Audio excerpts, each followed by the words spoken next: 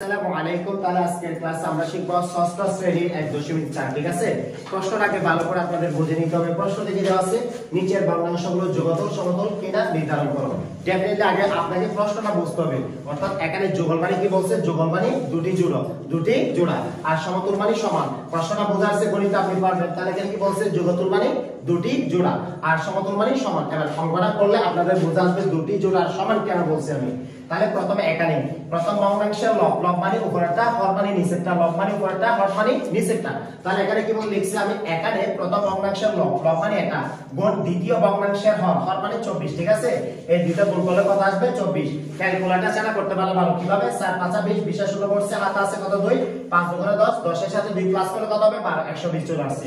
এরপর দ্বিতীয় লাইন আমরা লিখব আবার প্রথম ভগ্নাংশের হর মানে 8। ঠিক আছে, লিখছি আমি, গুণ দিছি দ্বিতীয় ভগ্নাংশের কত আছে? লব কত আছে? 15। তাহলে ইকুয়াল টু কত হবে? 120।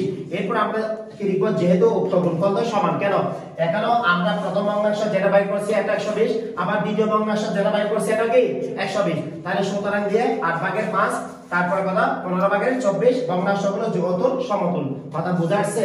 না পারার কিছু নেই। এখন কেন দুটোটা সমান হওয়ার কারণে এটা কি হয়েছে? যুগতুল ভগ্নাংশ হয়েছে। যদি সমান না হয় তাহলে কি হবে? যুগতুল সমতুল নয়। কথা বোঝা যাচ্ছে? ক্লিয়ার? তাহলে সব সময় একটা কথা মনে রাখবেন, প্র্যাকটিসের মাধ্যমে আপনি একটা অঙ্ক বুঝে নেবেন ভালো করে, এরপরটা নিজে করার চেষ্টা করবেন। আপনি পারছেন তাহলে আপনি বুঝছেন, আর যদি আপনি না করেন কখনো পারবেন না। তাহলে স্যার বলছে নিচের ভগ্নাংশ যুগতুল সমতুল কিনা নির্ধারণ করো। দুইটা কাজ হচ্ছে, একটা কি যুগতুল মানে দুটি জোড়া আর সমতুল মানে সমান। দুটি জোড়া তার মানে দুইটা অঙ্ক করছেন আমরা, প্রথমবার একটা শেষ, আবার দ্বিতীয়বার একটা শেষ। দুটো সমান হলে কি হবে? যুগতুল সমতুল ভগ্নাংশ। কথা ক্লিয়ার? যদি সমান না হয় সমান মানে লিখে দেবেন। ঠিক আছে, ওকে, এভাবে প্র্যাকটিস করবেন। আসসালামু আলাইকুম ওয়া রাহমাতুল্লাহ।